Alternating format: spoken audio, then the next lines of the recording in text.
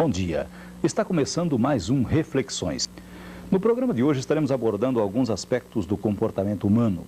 Por que algumas pessoas adotam posturas cheias de virtudes, enquanto outras tomam atitudes nefastas, patrocinando a violência que tanto infelicita a humanidade?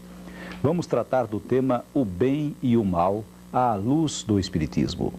Sobre esse assunto, conversaremos daqui a pouquinho com o advogado Zosival Sobreira. Enquanto isso, você ficará conhecendo mais uma excelente obra da literatura espírita que o Paulo Mendonça leu e vai comentá-la. Depois teremos as notícias, onde estaremos comentando uma nota da grande imprensa nacional sobre a propalada aparição na cidade de Três Lagoas. Fique com a gente.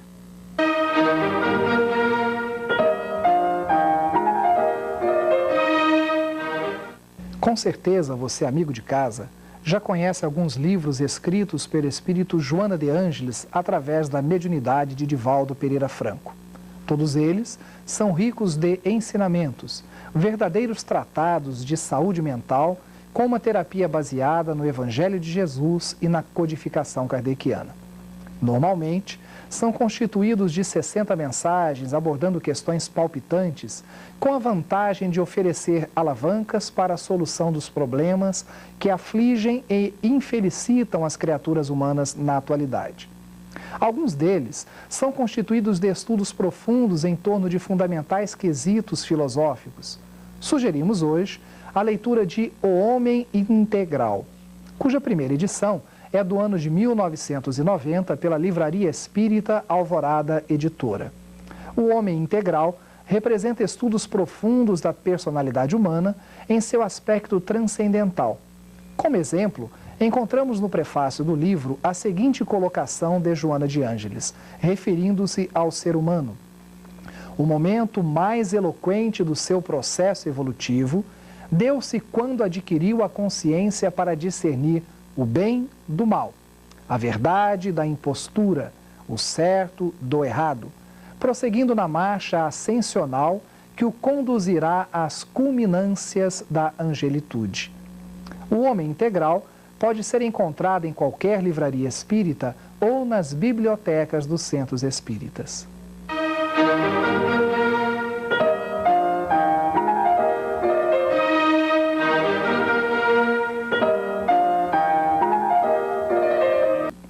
Há poucos dias, a imprensa local e uma rede nacional de televisão deu destaque para a aparição de algo inusitado em certo bairro da cidade de Três Lagoas, sugerindo tratar-se do chamado lobisomem. Afinal, existe essa tal figura?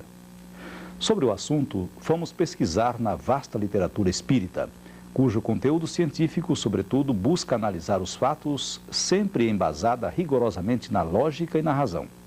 Em resposta a uma carta que lhe foi endereçada, Allan Kardec, o codificador da doutrina espírita, após estudos e pesquisas junto aos espíritos mais elevados, publicou por volta do ano de 1865, na Revista da Sociedade Espírita de Paris, extenso comentário sobre assunto assemelhado, o qual resumiu na seguinte conclusão.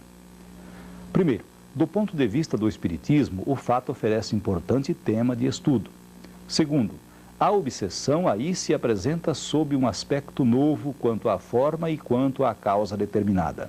Terceiro, estamos longe de haver esgotado todas as aplicações do espiritismo, nem compreendido tudo quanto ele nos pode esclarecer. Várias hipóteses podem ser exploradas sobre o assunto em questão. Uma delas é a da obsessão, como colocou Kardec, onde uma pessoa, tomada por um espírito desajustado, pode sofrer certa transfiguração e apresentar traços grosseiros, impostar a voz, curvar-se e tomar atitudes até animalescas. Contudo, jamais transformar-se em um animal. Outra hipótese seria a de um espírito demasiadamente comprometido com o mal, adotar formas grotescas para o seu corpo espiritual, e assim mostrando-se para as pessoas que o possuem. A mediunidade de evidência. E por último, também não se pode afastar a hipótese de uma pessoa vislumbrar algo que na realidade não existe, face a uma excitação motivada por uma forte emoção.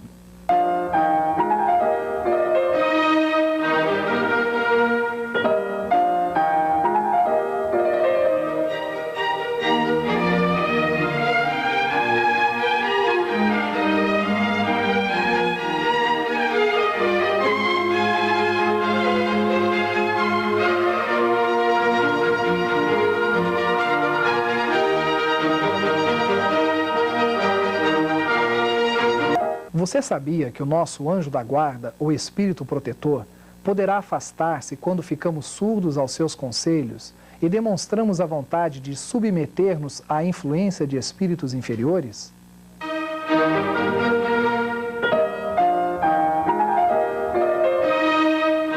Está conosco hoje o advogado Antônio Zosival Sobreira, que é um estudioso da doutrina espírita e faz parte do Conselho Consultivo da Federação Espírita de Mato Grosso do Sul. Zosival, bom dia. Bom dia, Alcides. Zosival, há pouco o Paulo, falando sobre o livro de Joana de Ângeles, disse que todos nós já adquirimos a capacidade de discernir o bem e o mal. Eu pergunto, efetivamente todas as pessoas sabem distinguir o bem do mal? Alcides, todas as pessoas têm dentro de si o que é o bem. Agora, o mal, ele o vive no seu dia a dia, né? Esse mal é fruto, talvez, da invigilância, algo que vai criando dentro dele. Mas eu poderia te dizer que o bem tem a sua origem divina, já o mal tem a sua origem no próprio indivíduo. Quer dizer que as pessoas já nascem assim com aquele instinto mal pela natureza, ou por oriundo, às vezes por herança dos pais, ou como que é isso?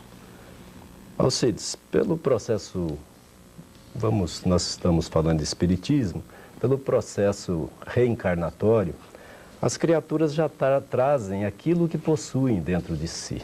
Então ela traz o bem, assim como ela traz o mal que já habita dentro dela. Mas eu posso te assegurar que na criação, na sua origem, ela não tinha o mal, né? Que o mal sendo divino, como dissemos antes, ela nasceu pura. E esse mal veio fazer parte dela nesta jornada, nesta caminhada. Nasceu pura que você se refere ao espírito, quando ele foi criado, quando né? criado. Não a criança que nasce, que reencarna. Não a criança, perfeito, viu? Esse aí já é o processo reencarnatório. Certo. Esse nascimento hoje já é processo reencarnatório.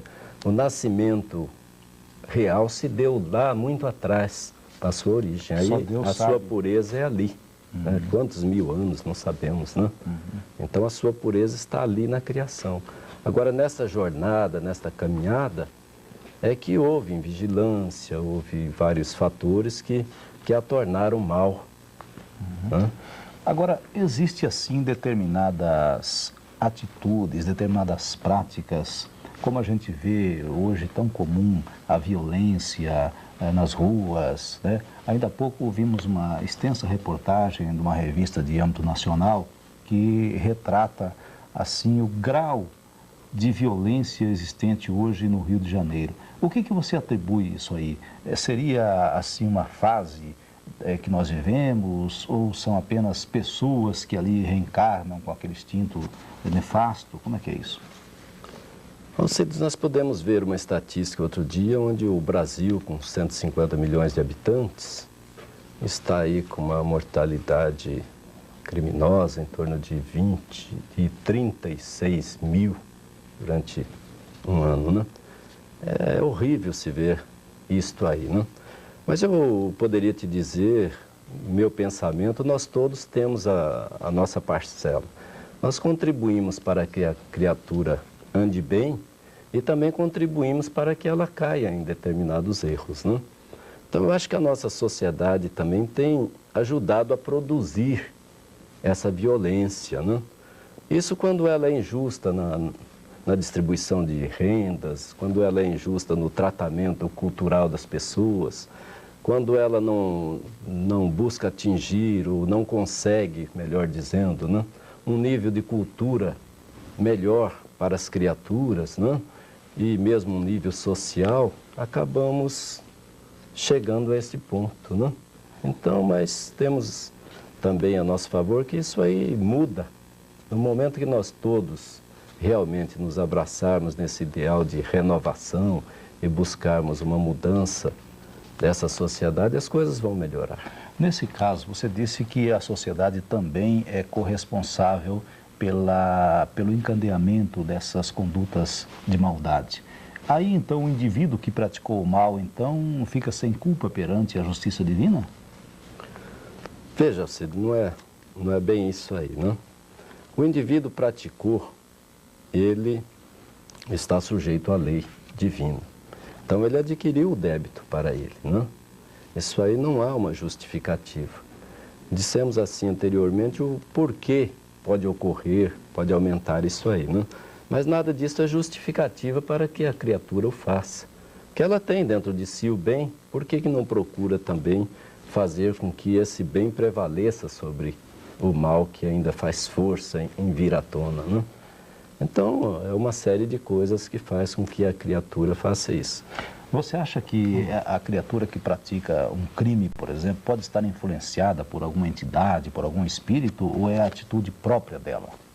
Nós tivemos outro dia um caso até interessante, eu lendo no jornal, onde a criatura cometeu um crime em determinada hora da noite, em estado de embriaguez, e logo no dia seguinte, quando ela retomou seu estado normal, ela não sabia que havia cometido o crime. Então vejam que estado ela estava. Não foi dominada por algum espírito, né, que fez com que ela praticasse, que ela sequer sabia que praticou aquele ato. Mas eu te pergunto, nesse caso, ela tem responsabilidade pelo ato? Creio que não, porque ela não quis aquilo, né? Ela foi levada. Perante a nossa justiça, é claro que sim, né? Mas, pelo outro lado também, ela não deixa de ser responsável, porque cabe a nós sermos vigilantes, né? Cabe a nós também termos uma conduta. Então, no momento que ela se deu ao vício, ela não se vigiou o suficiente e acabou praticando um ato, né, em estado anormal. Ela não precisaria estar nessa condição. Então ela é faltou de responsável vigilância. também. É responsável também. Perfeitamente. Bom, Rosival, infelizmente o nosso tempo está se esgotando e está aí a nossa câmera para as suas despedidas finais aí do nosso programa. Nós queremos agradecer a você, Alcides, e ao telespectador do Momento Reflexões. E estamos aí rogando ao mundo maior, né, que nos proteja e que possa fazer com que brilhe essa luz que todos temos de nós, para que possamos auxiliar essas criaturas que ainda estão em condições tão inferiorizadas, para que mudem de situação, né? E que nós também criemos para nós um mundo maior de felicidade. Muito bem. Muito mais haveria para se falar a respeito desse assunto, mas o nosso tempo é limitado e por hoje temos que encerrar. Obrigado e uma boa semana a todos.